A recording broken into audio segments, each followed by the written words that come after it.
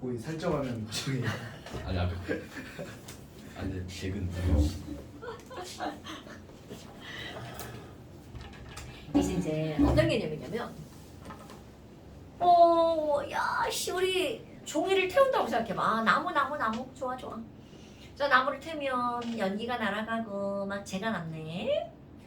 근데 조금 있다 보니까 막 날아가던 연기가 돌아와가지고 막 쟤랑 만나가지고 다시 나무가 되고 있어. 내가 이렇게 말하면 니네 뭐야 선생님 병신이야? 말도 안 돼? 이럴 거 아니야. 그러니까 그런 반응이 나와야 정상인 거잖아. 그럼 이 얘기는 무슨 얘기냐면 나무를 A라고 그러고 쟤를 B라고 한번 해보자. 그럼 이 얘기는 나무가 쟤로 되는 반응은 일어나. 하지만 쟤가 연기랑 만나서 나무가 되는 반응은 일어나지 않는다는 건 우리 머릿속에 너무 당연한 거잖아. 그럼 이런 것들을 가지고 용어를 만드는 거야. 우리 모든 이제 이건 전 세계 전부 다 반응에서 화살표가 오른쪽으로 가는 걸 우리는 무슨 반응이라고 하냐면 발을 정자의 정반응. 어우, 야 이거 내 목소리가 내게 아니라. 늙어봐 다 이래 지금. 진짜. 나도 젊을 때 안 그랬어.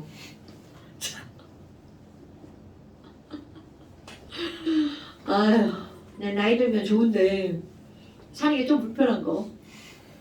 막 안 들리고 안 보이고 막 힘도 없어지고 병뚜껑도 못 따고 씨. 나 아침에 물병 따다 죽을 뻔했어. 그럼 이제 이런 것들이 정반응이라고 얘기를 한단 말이야. 그럼 거꾸로 들어가는 반응은 당연히 무슨 반응이겠어? 역반응이죠. 근데 지금 내가 이 종이가 타는 걸 예를 들었지만 물이 수증기가 되면 수증기가 다시 물로 변하죠. 그럼 걔네들은 역반응이 가능하잖아. 그래서 역반응이 가능한 반응을 우리는 뭐라고 부르는 거냐면 가역반응. 얘는 미가역반응이네. 역반응이 불가능하네. 아닐겠자. 비가역반응? 이렇게 말을 한단 말이죠. 그런데 우리는 가역반응을 다룰 거야. 그럼 비가역반응의 예를 몇 개? 비가역반응의 예를 몇 개만? 얘는 왜 안 뽑아져 있을까? 혹시 얘도 배터리가 없는 건 아닐까?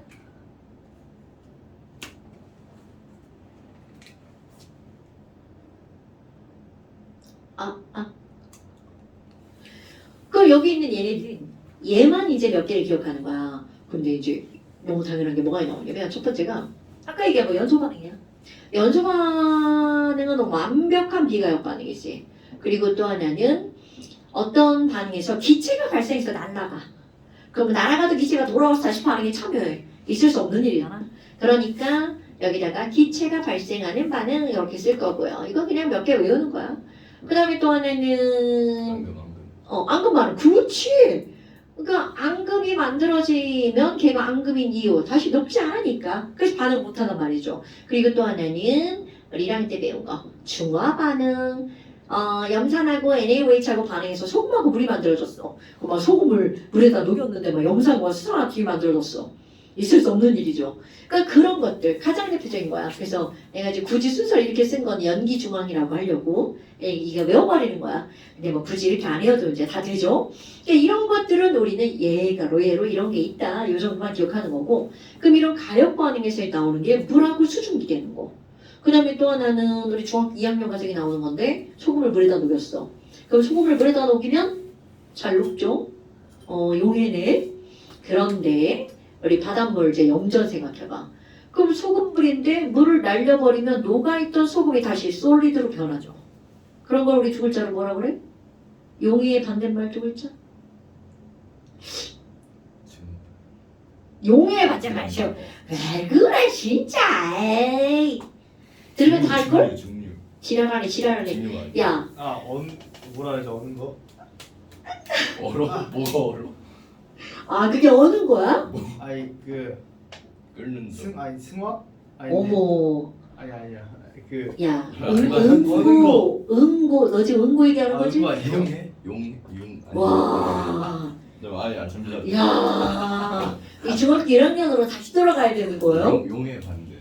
고체, 액체, 기체에서 고체가 액체가 되는 거 융해. 그게 용. 융해와 액체가 고체가 되는 거 응고. 융해와 응고고요. 기화와 액화고요. 걔네들 다 가역반응 맞아. 그런데 지금 여기서 이거는요. 소금이 물에 뭐 되었다야? 용해되었다잖아. 너무 슬프다. 분류. 지랄하네. 아이고 오늘 진짜. 야, 염전이 바닥에 소금 닦는 거 알죠? 물 날아가고. 와, 다 에이. 처음 들어갔다고 얘기하려고? 석출. 이야, 이거 어색하네. 중학교 2학년 과정입니다. 용해도 나오죠. 그때 왜 그런 거 나오지? 물을 날려서 뭐 반으로 물량을 감소시키면 몇 그램이 석출될까? 그런 거 나오죠. 그러니까 용해와 석 이런 용어 알아야 돼. 그러면 이런 가역반응의 가장 대표적인 예가 바로 뭐가 나오냐면 너네 이제 컵에다가 물을 떠놨어. 와, 물을 떠놓으면 표면에 있는 H2O 리퀴드 분자가 스스로 운동해서 막 날아가 버리죠. 그럼 이런 걸 물이 수증기로 변하네? 너네 이런 단어야 당연히 알겠지. 그렇지, 증발. 당연히죠. 여기다 뭐 어떤 새끼들 막 끓음 막 이렇게 얘기하는데 이건 끓음이라고 하면 안 되죠. 왜냐면 우리는 끓음이나 증발은 둘 다 기화야. 그런데 가열에서 끓는 온도를 넘어가면서 기체로 내부에서도 변하는 건 끓음. 그런데 얘네들은 표면에서만 분자 운동에 의해서 가열하지 않고. 그래서 이제는 화투에서 나온 거 아니에요? 맞아. 끓음은. 그래도 우리 끓음과 중간 구별해야지. 언어적으로. 근데 수증기가 날아가다가 벽에 딱 달라붙어서 요즘에 엄청나지만 니네 에어컨 있는데 이렇게 있다가 막 밖에 나오면 막 졸라 달라붙죠. 그래서 습하게 느껴지잖아. 그거 뭔지 알아요. 그래 안경으로 하자. 안경으로. 그래. 근데 이제 그게 살에 붙으면 느낌 되게 나쁜데. 전 항상 땀에 절어있어가지고.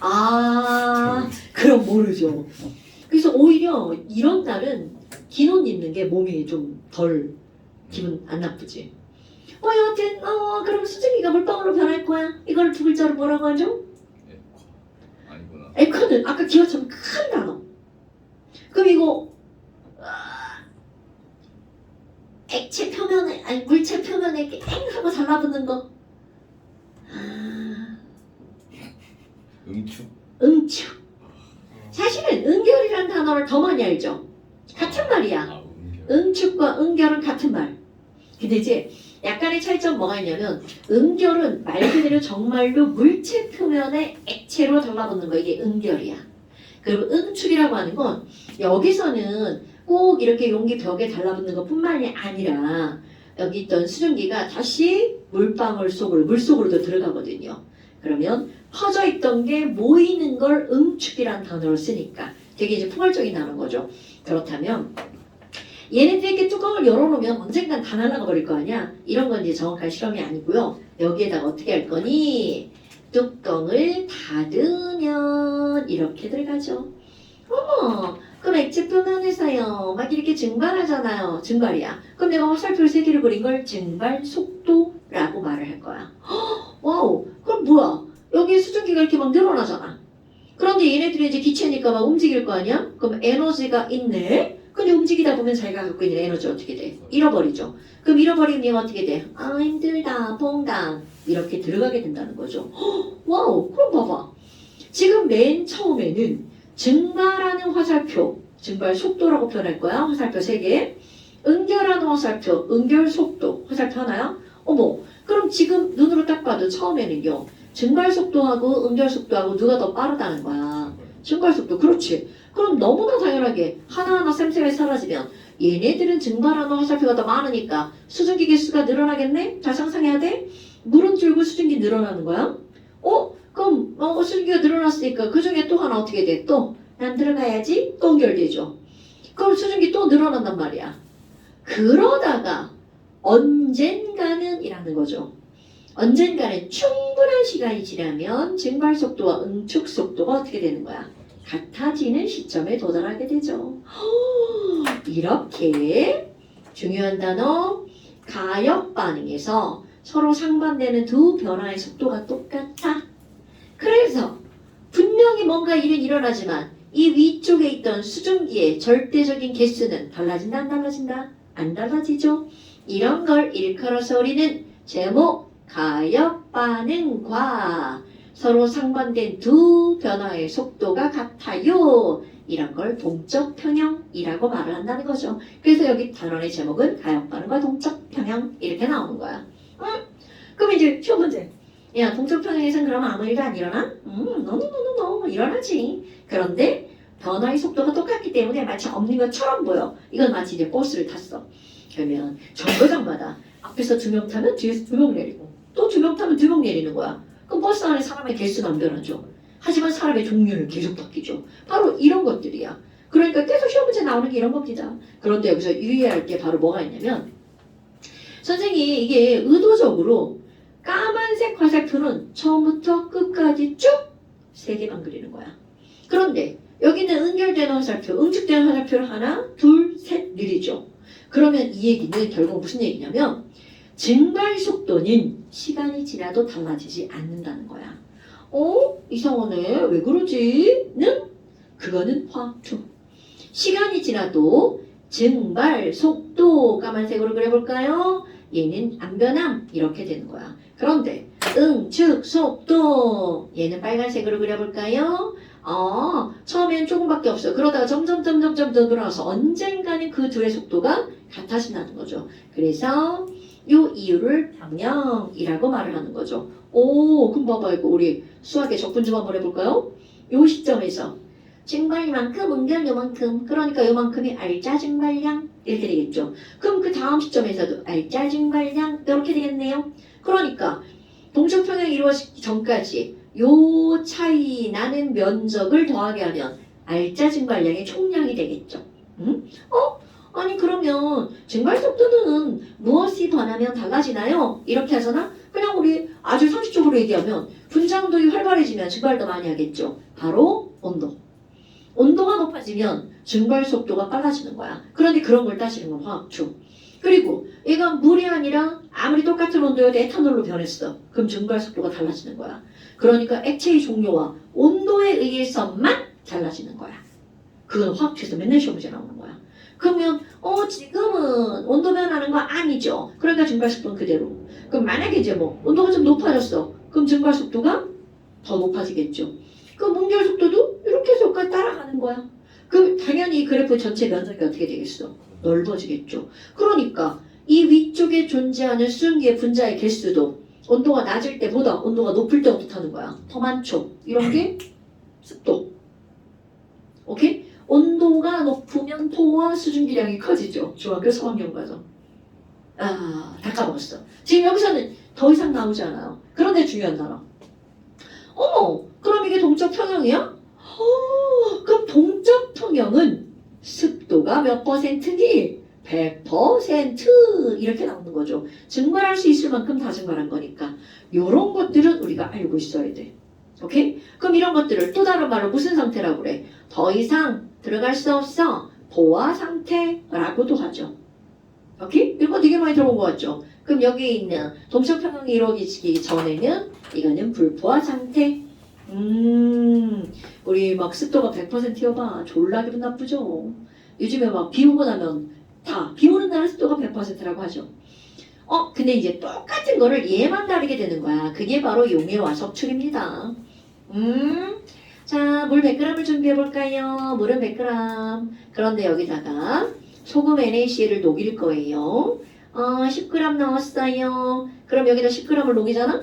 그러면 저어주잖아? 흔적도 없이 사라집니다.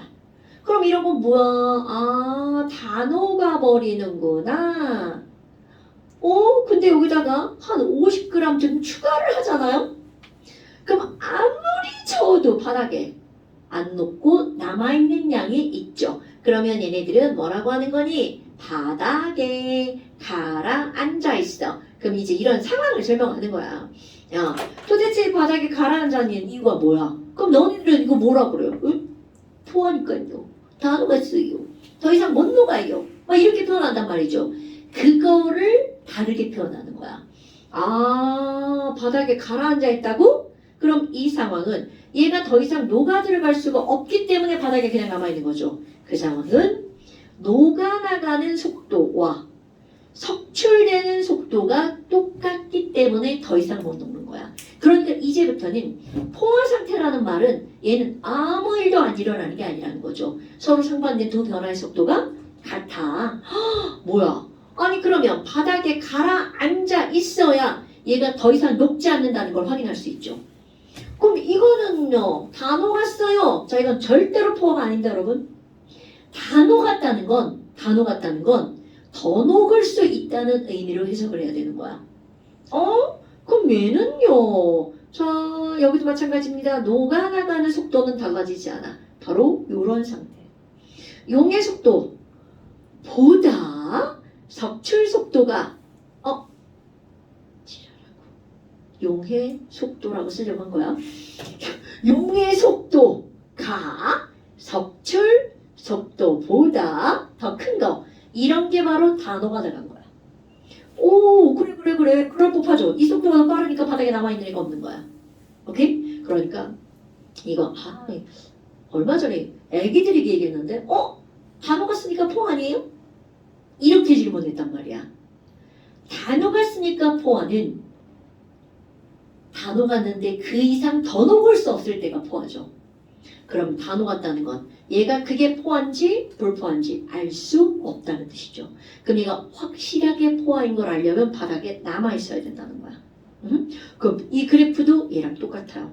용의 속도는 여기 있는 물의 온도가 달라지면 용의 속도가 변해. 또 소금이 설탕으로 바뀌면 용의 속도가 변해. 하지만 다른 요인에 의해서는 달라지지 않는다는 거죠. 그럼 분명히 우리가 기억할 거 아무리 여기서 얘네들이 포화 상태가 되고 동적 평형이 되어도 반이 일어난다는 것만 기억해주면 돼. 근데 이제 이런 걸 확인을 하는 시험이 나와요. 어떤 게 나오냐면 우리는 이제 NaCl 여기 솔리드 일반적으로 알고 있는 소금은 질량수가 23짜리 소금이야. 그럼 여기도 Na 플러스 23짜리 Cl 마이너스 얘는 안 쓰고 얘를 줄 쓰니까 이런 애들이 이렇게 있단 말이야. 그런데 여기다가 똑같은 소금인데 질량수가 24짜리 소금을 여기다가 녹이는 거야. 그럼 안 녹는다면서요? 당연하죠. 그럼 여기 이만큼이 늘어나죠. NaCl 24짜리 솔리드 이렇게. 그럼 만약 진짜로 아무 일도 일어나지 않는다면 얘는 여기에만 이렇게 남아있겠죠. 그런데 얘 소금 물리적 성질과 똑같아요. 그럼 여기 있는 애들은 똑같이 소금인 거야. 그러다 보니까 얘도 용의 속도, 석출 속도가 나머지하고 다 똑같이 발맞춰 똑같이 들어가는 거야. 그럼 어떤 일이 벌어지니? 충분한 시간이 지나고 나서는 24짜리 NA는 여기에만 있는 게 아니라 여기에도 이렇게 있고요. 대신 얘가 하나가 사라졌겠지. 하나가 나오면 여기에도 24짜리 NaCl 솔리드가 만들어진다는 거죠. 오케이? 그러면 이런 실험을 했어. 당연히 눈에는 안 보이지. 저건 기계로 봐 보입니다. 방사성 동위원소는 이제 걔네들 막 에너지를 막 내보내가지고 우리 눈에는 안 보이지만 기계로 보면 다 보입니다. 저거 눈에 보이면 큰일 나죠. 어머, 이런 것들이 여기 막 고르게 섞여 있다는 게 다 보인단 말이야. 야, 동적 평형이 이루어져도 뭔가 변화는 일어나는 거구나. 이게 여기에 핵심입니다. 더 이상 쓸모없게 없어요. 문제 풀다 보면 다 이 얘기를 변형해서 말하는 거니까. 그런데 중요한 포인트는 뭐라고? 동적 평형은 아무 일도 안 일어나는 게 아니다. 일어난다. 요게 포인트. 됐어요? 파이팅! 와, 야, 끝났다. 자, 이제 그 다음. 천연기. 어떠세요? 아까 유준형이 물어봤는데 어! 그 운동할 때 칼로리를 어떻게 재요? 그러니까 이게 막 런닝을 뛰면 막 몇 분에 몇 칼로리 소비되고 막 그런 거 있잖아요. 그거는 통계적으로 해놓은 거 아니야? 사람마다 똑같지 않을걸? 근데 그럼 그것도 뭐 음식 칼로리는 어떻게 재요? 구성 성분이 뭐냐? 탄수화물, 단백질, 지방. 그렇게 하나하나 다 짓는 거예요? 당연하지. 그럼 어떤 음식에 단백질이 얼마나 있는지 어떻게 한계 담량이지. 야, 그걸 어떻게 다지? 닭고기, 가슴살 거의 100% 단백질이잖아. 그렇게 재야지. 그 질량 재고. 아이고 모든 건 다 대략 평균 뭐 이렇게 나오는 거지. 대충 해보다가 적당하게 뭐 사실. 고구마 하나 칼로리, 밥 한 그릇 칼로리. 야, 뭐라 했냐면 그 밥을 먹고 배고파질 때까지 뛰면은 그 칼로리 아니 소모인 거래. 보통 아니 저는 그렇게 느껴요. 체감. 아, 그게 맞아요 근데. 배고플 때까지 있다고? 그냥 죽을 때까지 하면. 배고플 때까지 뛰면 이제 칼로리 더 소모한 거라고. 아 맞으니까 지칠 아, 그거 때까지 그렇지. 맞아. 근데 이 정확한 게 그럼 공복 상태에서 뛰면은 모르잖아. 공복을 안 하지. 공복 유산소는 공복. 아, 나도 근육 좀 만들고 싶다. 나 근육 만들어줬어. 보여줘. 보여줘? 근육? 없는데요. 왜? 그냥 뼈에 뭐. 어? 아닌데? 나 보이게? 안 돼. 일상생활이 가능한 그거는 이렇게 정도의- 하는데 필요한 거죠. 아니야. 나 그것도 없었어. 그 이게 안 되는. 진짜로 나 없었어. 아, 아니다. 진짜 그 되게 해부학 모형도 보면 진짜 그 딱 당겨지는 부분에 딱 근육이 딱딱 그 정도. 아니거든. 딱딱 그 정도. 여자들은요, 엄마 집에 가서 해보라 그래. 안 나와. 엄마 나와요. 엄마 운동화 시간 풀어. 나 종아리도 근육 생겼어. 엄마 종아리랑 제 종아리 멋있어. 아! 엄마가 운동을 많이 해서. 난 종아리 막 이만해지는 게 소원이야. 아니 컴플렉스. 너무 의도치 않게 커서 그래. 아니면 종아리는 굵은 게 이뻐. 당연하지. 야, 나도 여자라도 이렇게 막 요리 얇은 거 진짜 너무 싫은데 남자들은 더 싫지. 너무 얇아서 그렇고 너무 두꺼워서 그렇고. 창피해. 그래서 옛날에 치마도 안 입었어. 너무 창피해. 뭐야 이제 이런 거야. 그 다음에 이제 산정기. 응? 아 아까워.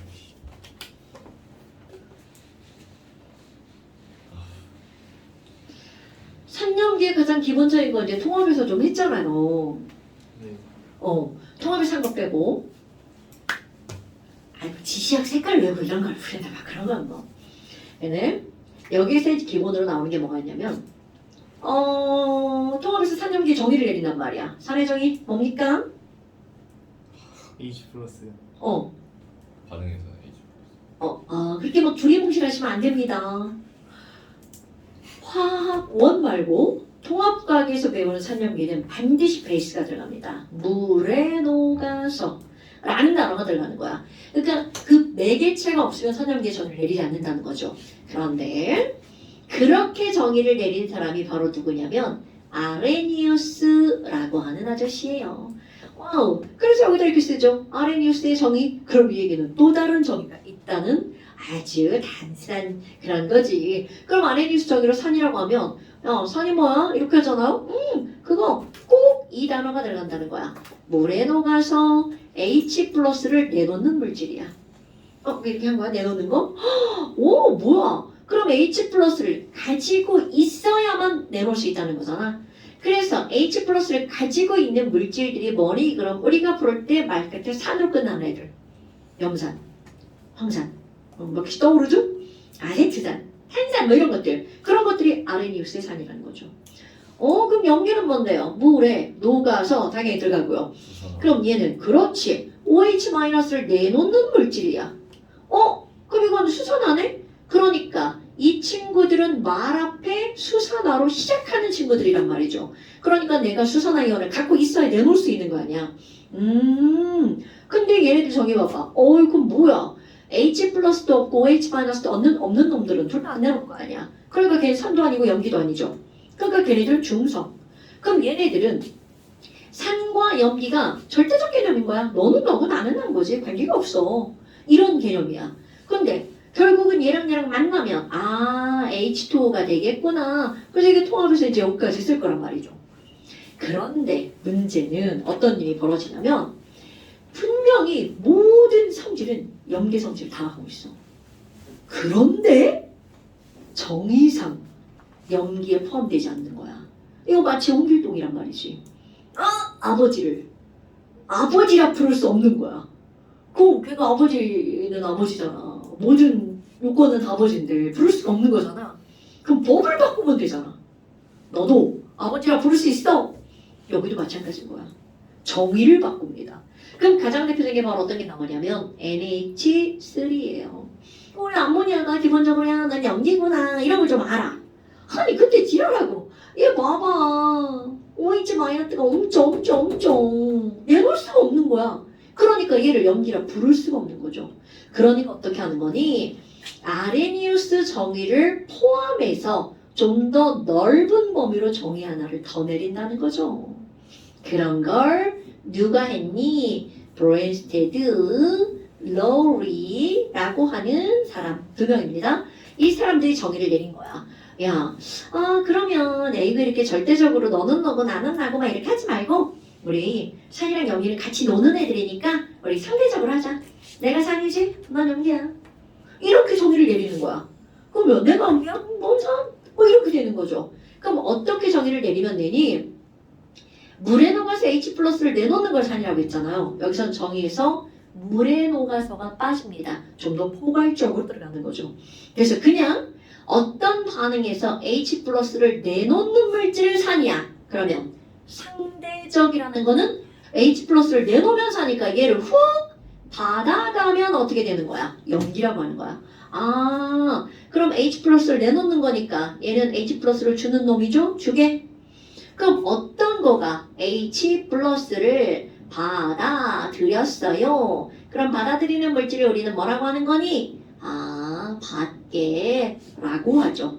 아, 그래서 실제로 읽겠습니다. 주게, 받게. H 플러스 주게, H 플러스 받게. 그런데 H 플러스를 우리말로 붙여볼까요? H 플러스 영어잖아. 그럼 얘 정체를 볼 거야. H 원자, 원자번호 1번. 양성자 하나 있겠네. 양성자 하나면 중성자가 있을 필요가 있어 없어? 없죠. 그러니까 우리가 알고 있는 99.98%의 수소는 중성자가 없어요. 왜? 필요하지 않으니까. 그러면 H 원자는 양성자 하나와 중성자 하나로 이루어져 있단 말이야. 그런데 H 플러스야. 뭐야? 전자를 잃어버렸네? 그러니까 요런 거 꼭 기억하셔야 돼요. H 플러스의 정체 바로 양성자입니다. 그러니까 우리나라는 H 플러스와 양성자를 이름을 다르게 부르잖아? 미국 애들은 얘 이름이 곧 얘예요. 양성자 프로톤이에요. 그래서 얘를 우리말로 번역하잖아. 양성자 주게, 양성자 받게. 미국 애들은 똑같아. 얘랑 프로톤 도너, 프로톤 리셉터. 그래서 주게, 받게의 개념이야. 그럼 얘네들은 상대적 개념이네. 정확하게 상대적 개념이죠. 주는 놈은 산, 받는 놈은 염기. 하나의 반응에서. 그러면 여기 있는 이 친구 한번 볼까요? HCl 한번 볼 거야. 이건 보라마는 산이죠. 그럼 얘가 산이면 분명히 염산이네. 그러니까 이 친구는 아레니우스 정의로도 산이야. 그런데 아레니우스 정의로 산이었는데 갑자기 브레스테드 롤이 가서 염기가 된다? 그런 일 절대로 있을 수 없는 일이야. 그럼 얘가 산이면 좁은 정의 큰 정의죠. 그러니까 브레스테드 롤이로 가도 산이 될 수밖에 없어. 그러면 이거를 물에다가 녹이면 당연히 이 친구가 뭐를 내버리는 거야? H 플러스를 버리죠? 자, 그런데 이제 그 다음이야. 얘가 H 플러스가 딱 버려졌잖아? 그래서 산이었단 말이야. 그런데 물속에 이 양성자 하나가 혼자서 절대로 돌아다니지 않습니다. 왜냐면 얘는 플러스 성질 띄고 있죠? 그런데 물 봐봐. 어머 비공유전자쌍이 있네? 비공유전자쌍은 나 마이너스를 딱 드러내고 있는 거잖아. 그러니까 이렇게 놀러 다니던 H 플러스가 와우 너 마이너스 있구나. 나 거기 붙여줘. 가서 달라붙어 버립니다. 이거 굉장히 중요한 거야. 그럼 얘가 일방적으로 비공유전자쌍을 어떻게 한 거야? 제공해버린 거네? 나 이 결합 얘기했냐 안 했냐? 수소고 아니야. 배위결합. 배우요. 근데 저희 그거 안 한 것 같은데요. 분산력 이런 거. 분산력이 나와. 그 뭐냐 스토킹가 있던데. 원래는 없어야 되는데 솔직히 써놨네. 분산력이란 단어를 안 쓰지. 원래 확추니까. 나한테 뭐 별건 아니야. 네, 하나씩 이제 그렇게 얘기해 그러면 하지. 원래는 안 쓰는 단어. 왜 써놨지 수특에서? 문제도 있던데요? 아니 수능 수특에 분산형 문제가 나온다고? 선정이 아닌가? 근데 그 여기 책 마지막 부분에 있는 거죠? 있어. 나는 써봤지. 거기 그 문제 딱 하나 있던데요? 난 수업할 때는 해. 근데 한번 선생님이 이제 얘기한 거야. 왜냐면 대결합도 원래 교과정이 아니야.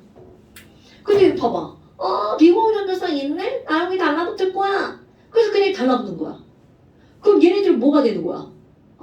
두 개 하나 달라붙었네? H 3개. O 하나가 되겠죠. 근데 플러스 달고 왔으니까 이 전체가 플러스가 되겠지. 그리고 얘는 따라서 하는 거 CR 마이너스 10 이렇게 꾸며주는 거야. 이거 뒷방 중요한 거야. 야씨 이거 혹시 이름 아는 사람? 무슨 뉴인데? 그렇지. 융?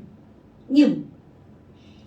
이거 우리 자동 이온화 뭐 맞아. 거기 있었는데 맞아.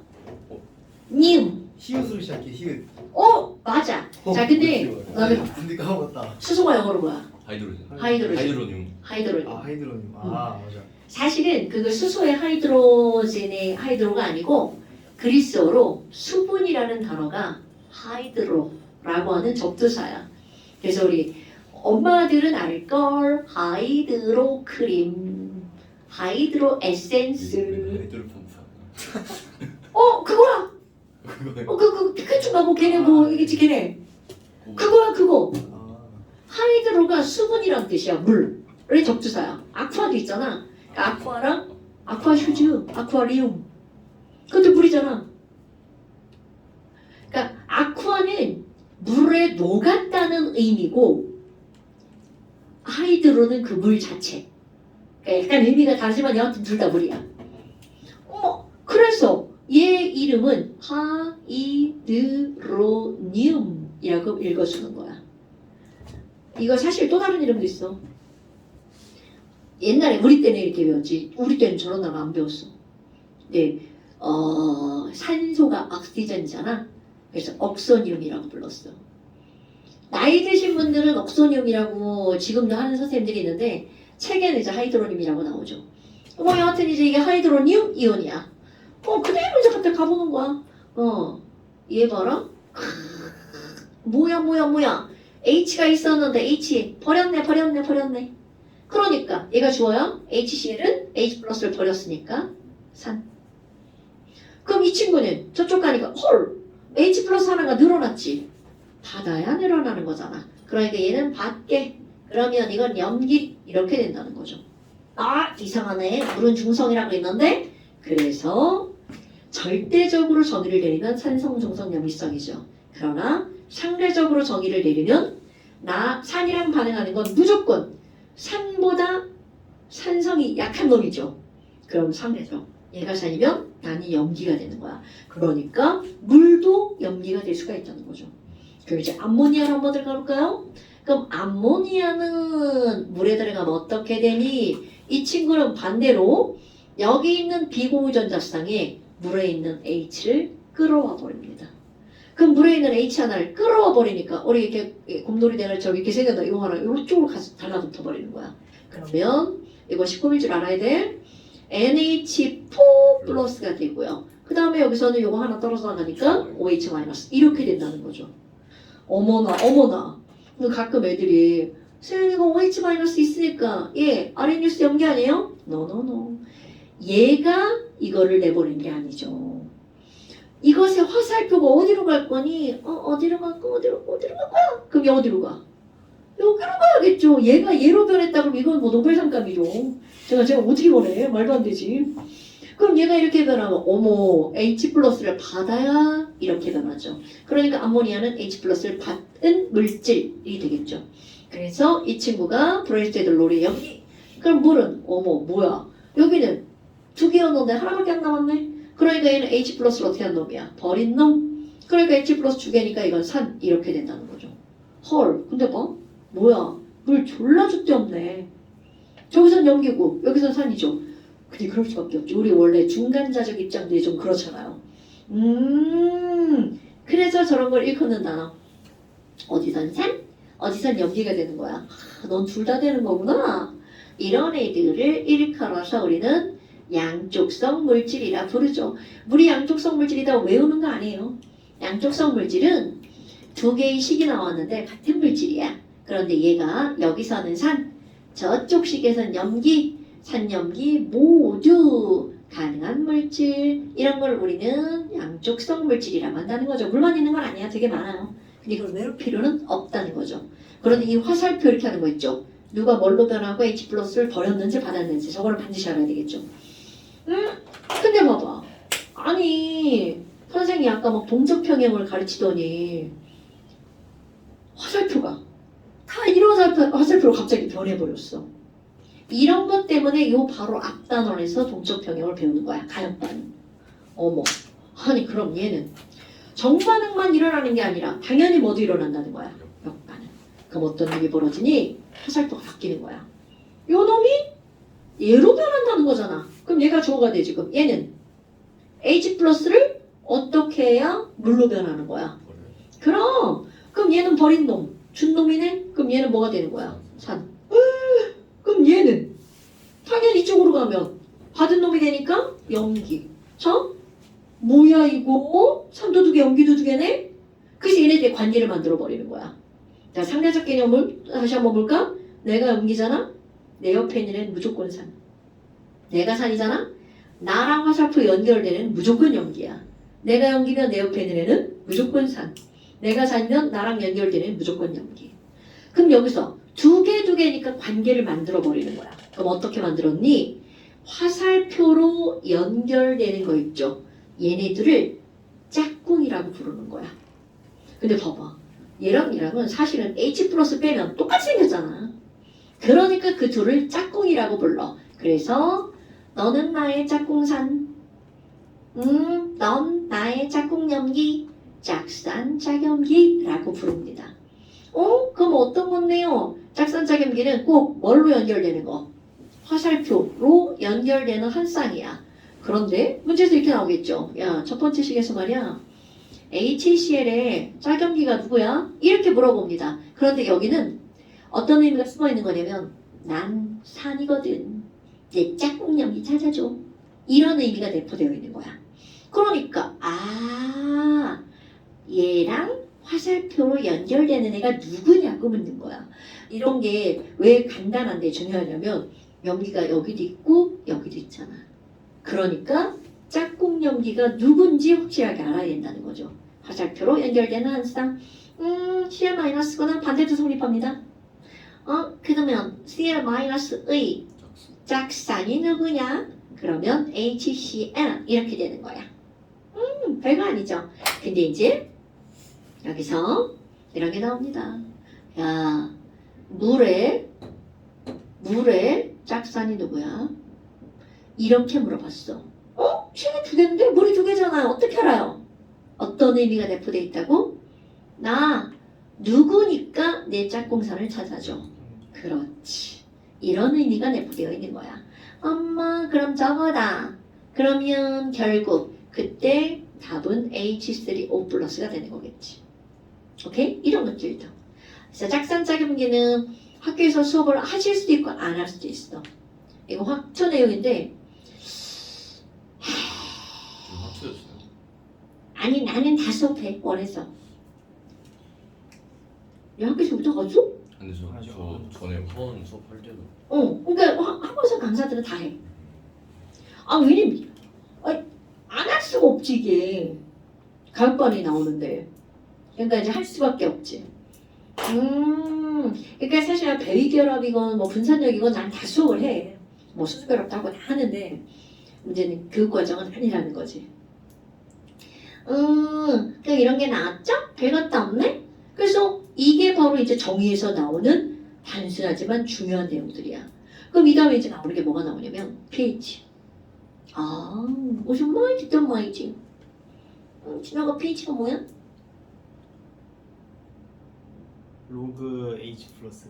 이제 어디서 들었죠? 아유. 저 이거 탐구 보고 샀어요. 야 그래? 까먹고 있었는데. 멋지. 로그 근데 좀 덜하는 것 같다. 약간 이렇게 H 플러스인데. 아 마이너스 로그 H 플러스. 그렇지. 아. 마이너스 빼면 큰일 나지. 세상에 아유 다음부터 로고가 나오는 거 봐봐. 아이고 야 얘 원래 고의 과정이니까 로그는 당연히 안다는 전제하에 나가잖아. 로그 고의 때 다 배우는 거 아니야? 응 그럼 그 이제 기본적으로 pH를 볼까? pH를 우리말로 뭐라고 하니? 산성도 정확하게 풀어볼까? 이 H는 H 플러스야. 그러니까 우리말로 풀면 수소이온이라는 뜻인 거야.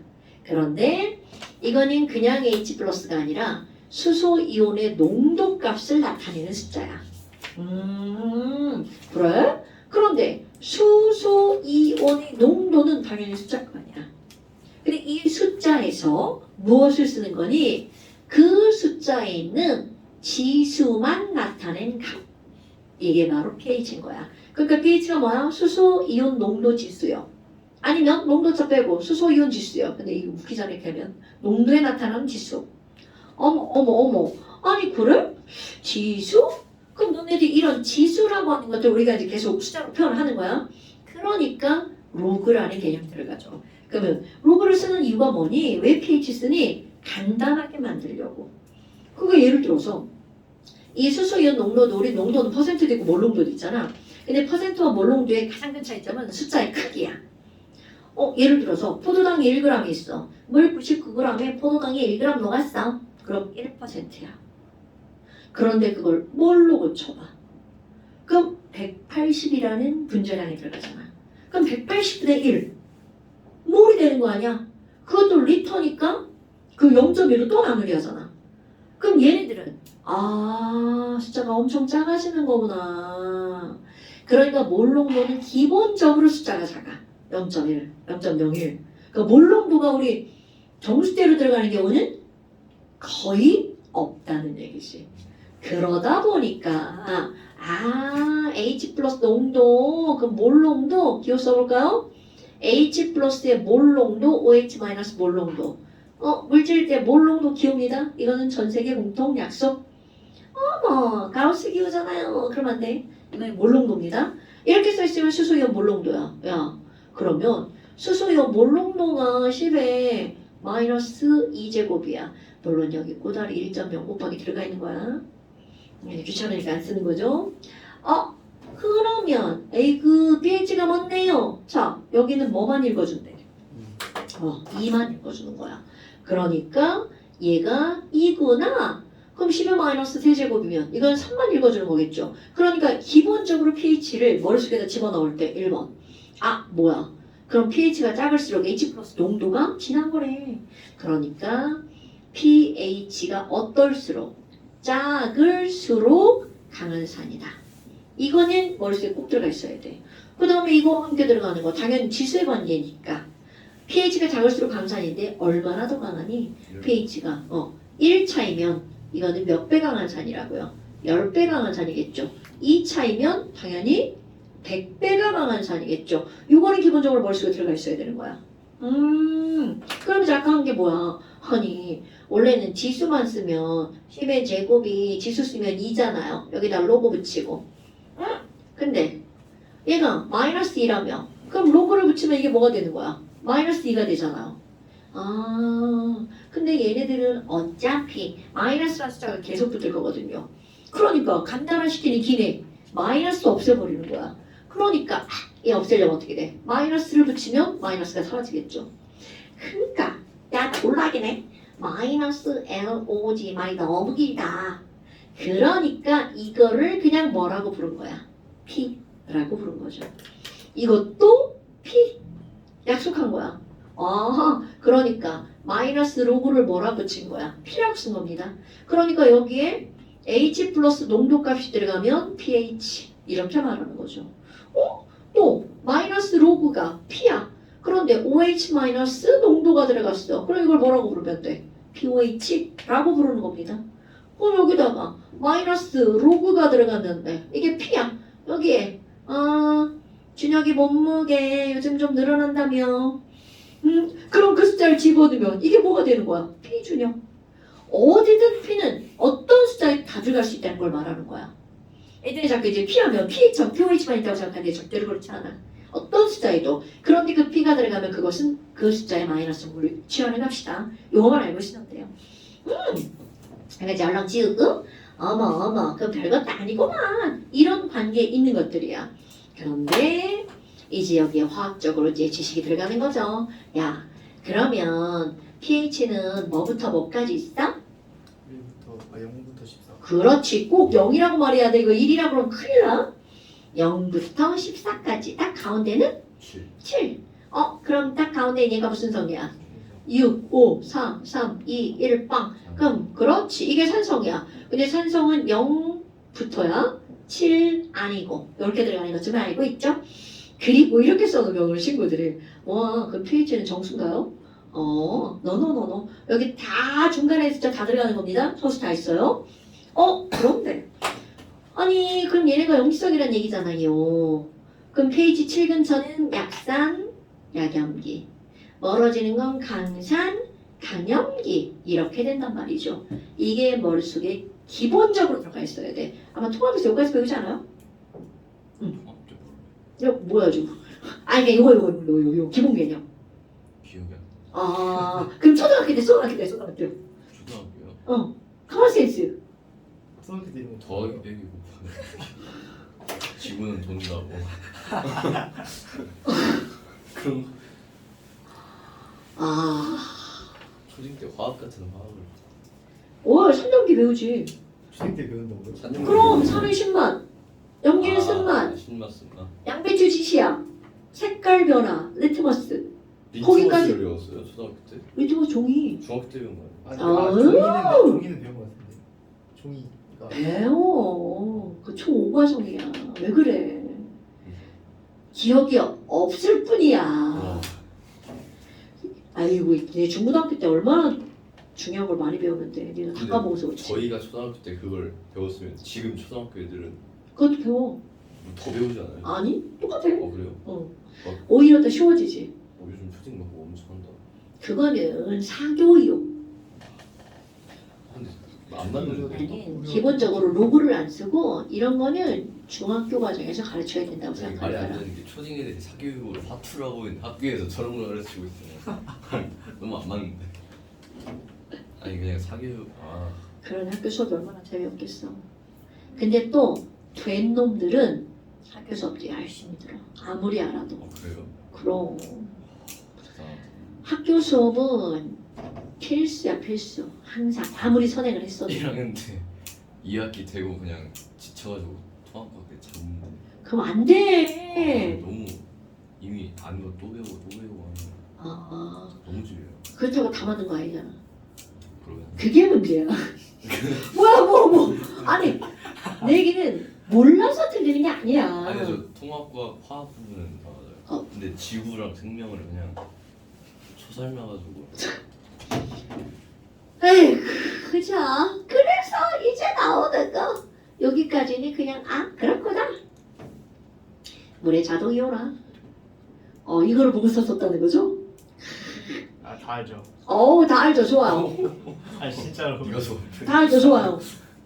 그러면 이 전까지는 그러니까 이거를 배우기 전까지는 야 물 전기 통해 안 통해? 순수한 전기 통해 안 통해? 안 돼요. 당연하죠. 왜? 무극성이라서. 이거 아닌가? 뭐야 이게 이거 아닌가? 근데 H2는 극성이구나.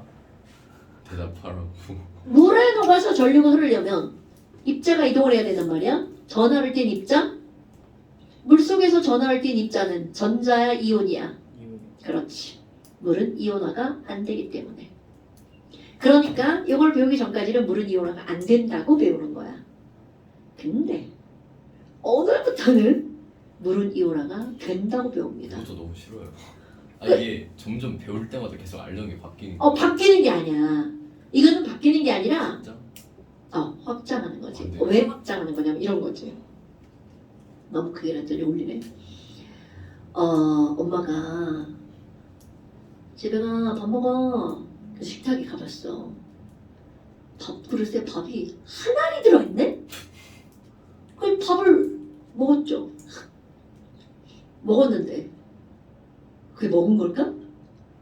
먹었는데 안 먹은 거랑 마찬가지잖아. 양사역. 그런 개념, 그런 개념인 거야. 있는 양이 너무 적기 때문에 그 이온화가 되는 양은 이제까지는 우리가 공부를 할 때 쓸모가 없었다는 거지. 양 적어서. 양이 적어서. 그런데 지금부터는 그 양이 들어가야 공부가 된다는 거야. 그럼 그 양이 어느 정도인데 지금까지 이온화가 안 된다고 배웠을까? 그런 양적인 관계가 들어가는 거야. 얼마나 이온화가 된대? 그쵸 모르겠는데. 뭐야 이거? 네가 알고 있는 숫자야. 그러니까 이게 이제 공부를 할 때 그 12 마이너스 14승. 뭔 숫자? 이거 아니에요? 이거요? 이거예요? 그 숫자를 반으로 쪼갠 거. 10의 마이너스 7제곱. 그럼 이제 그걸 볼 거야. 왜 그렇게 되는지. 그럼 물의 자동 이온화는 이제 애기들이 식을 꾸미면 물은 어떻게 이온화가 돼요? 그럼 이건 애기들이야. 물론 귀찮으면 이렇게 씁니다. 그런데 아까 얘기한 거 실제로 물속에 H 플러스가 있잖아. 그럼 얘네들은 옆에 있는 또 다른 물에 가서 얼렁 달라붙죠. 나오게 붙여줘. 얼렁 달라붙어서 얘네들은 H3O 플러스랑 OH 마이너스 이렇게 적습니다. 내가 이제 우스갯소리 이렇게 쓰죠. 애기들, 이거는 언니 오빠들 이렇게 말하죠. 그러니까 우리는 언니 오빠니까 이렇게 써야죠. 근데 사실은 양적인 개념으로는 H 플러스가 10개면 H3O 플러스도 10개입니다.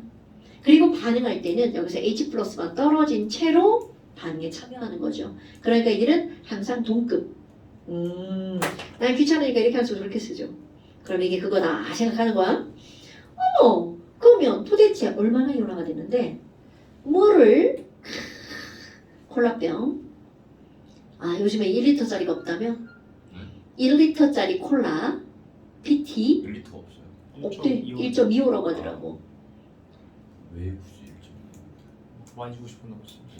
그러니까 1.5 옛날에 1.5하고 1이 있었던 것 같은데 1.25더라고. 여하튼 여기 있는 물을 1리터만 한번 준비해 보는 거야. 상상되죠? 우리 종이컵 가득 담아서 5개. 에다가 조금 더. 그럼 물 1리터? 그럼 얘는 1000ml죠? 물의 밀도는 대략 1. 그렇지? 그러니까 얘는 1000g. 25도씨. 이거 25도씨야? 물 분자량 18인걸? 몇 몰? 약 20으로 나면 50이잖아. 그러니까 자 이건 외우기. 물 1리터는 약 55.5몰. 점이야 점. 나누기 하면 저렇게 돼요. 뭐야? 우리 물 1리터가 익숙하잖아. 화학을 배운 사람 물 1리터가 몇 몰이야? 55몰이야. 55라고 했더니 물 55몰 주세요. 혹시 안 나누면 떨어져서 1.25리터인가? 그것도 안 떨어질 것 같은데? 자, 그렇다면 요만큼 중에서 도대체 밥 한 톨에 해당하는 건 얼마니? 이거는 사실 자, 이들은 몇 대 몇으로 이온화가 되는 거야? 1대 1로 이온화가 되죠. 자, 물이 1이면 H 플러스 1, OH 마이너스 1입니다. 어머나. 그러면 얘네들은요. 55.5몰 중에서 자, 사실이야 사실.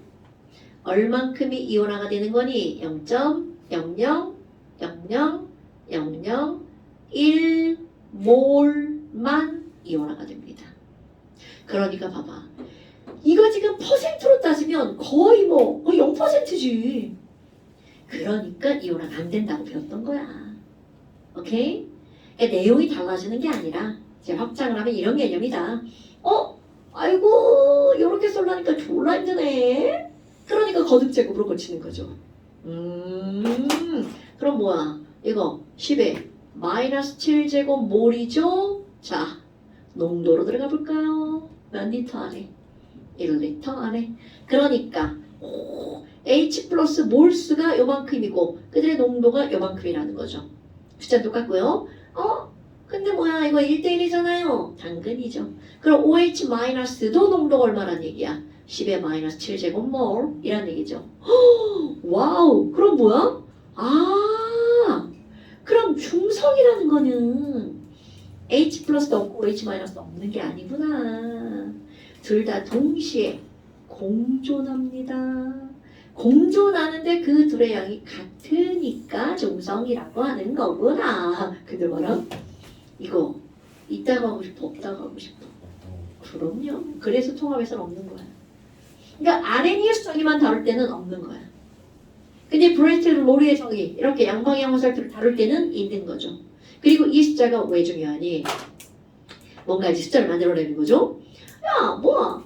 아니 그럼 얘네들이 같으니까 중성이면 얘가 더 많으면 당근이죠. 뭐. 얘가 더 많으면 염기성이고요. 자, 그런데 이제 이거 당연한 얘긴데 숫자가 들어가는 거야. 사정이라고? 그래서 어떤 애가 이제 농도 조사를 하는 거야.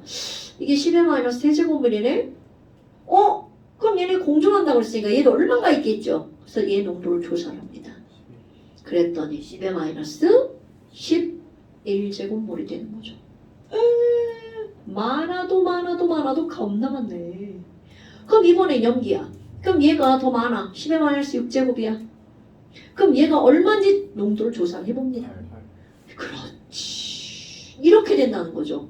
어머, 뭐야. 각각의 농도는 달라질 수 있죠. 하지만 중성이든 산성이든 염기성이든 이들의 농도를 곱하기 하면 10의 마이너스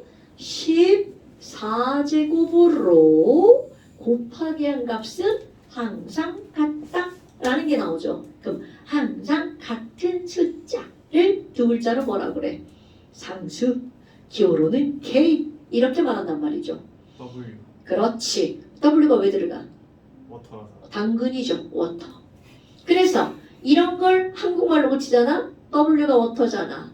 물이 이온화되어서 나오는 두 종류의 이온을 곱하기 했죠. 그래서 이런 걸 물의 이온화 상수라고 말합니다. 아니면 물의 이온곱 상수라고도 하고요. 이거 곱이요. 이온을 곱한 상수. 근데 예전 교육 과정에서는 물의 이온곱 상수라고 배웠다? 니네 교육과는 과정부터 이온화 상수라고 가르친다? 그러니까 이제 어느 책에는 나는 사실 이온곱 상수가 더 맞는 말이라고 생각해.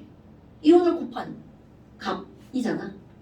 근데 이온화 상수라고 나오니까 니네들은 근데 책마다 다르게 나와도 그게 그거구나라고 생각하면 돼. 그래?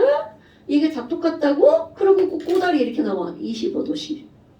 그리고 온도가 달라지면 저 숫자도 달라지는 거라는 거죠. 자, 근데 이제 봐. 숫자가 뭐야.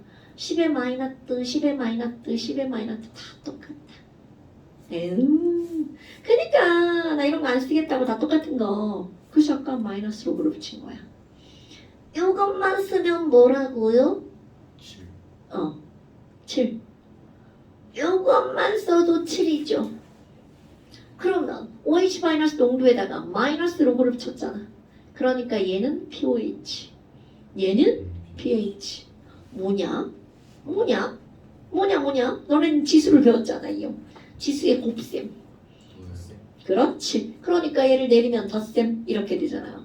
그러니까 자 KW는 H3O 플러스의 농도와 OH- 농도를 곱하기 해서 이들은 항상 10의 마이너스 14가 된다고 그랬잖아요. 그럼 이거를 간단화시킨 게 뭐라는 거야? 그렇지. pH 간단화시킨 게 POH. 그럼 이들은 지수의 곱셈은 더하기가 되죠? 이거로 항상 어떻다고요? 일정하다고요. 그럼 얘네들은 수치를 보면 4개야. 하지만 이 4개 중에 하나의 값만 알면 나머지 3개를 다 구할 수 있다는 거죠. 어머, 그럼 이제 여기로 돌아가는 거야. 뭐야? 그럼 pH와 pH는 항상 pH와 POH는 항상 공존하는 값이라 했잖아. 어떤 관계로 공존하는 거니? 더하기 하면 14하는 관계로 공존. 그러니까 pH가 0이면 POH는 14. 1이면 13. 이렇게 된다는 거죠. 아까 얘기했다시피 pH가 6.5면 POH는 7점. 오케이. 절대로 정수만 있는 거 아닙니다. 어머나. 그럼 너네 봐봐. 너네들은요. 사실 pH가 훨씬 익숙하다. 맨날 pH로 하니까. 근데 자꾸 pH로 나오는 거야. 그럼 이렇게 나와. 야, pH가 13이면 산이야 연기야? 그죠? 근데 이렇게 나온다고. 야, pH가 3이야. 산이야 연기야? 그거만 확실하게 알면 됩니다. 오케이? 그래서 이제 이런 것들을 가지고 나오는 게 물의 자동이온화. 하나도 안 어렵죠? 이런 거예요. 그래서 또 이제 숙제를 내보면 받아야 돼요. 오케이.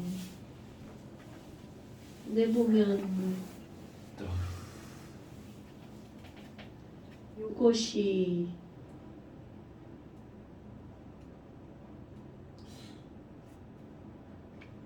똑같네요. 4단원의 맨 앞에 4단원도 세강이지. 동적평형? 그러니까 동적평형이 그게 같이 들어가는 거야. 그렇게 들어가는 거. 됐죠?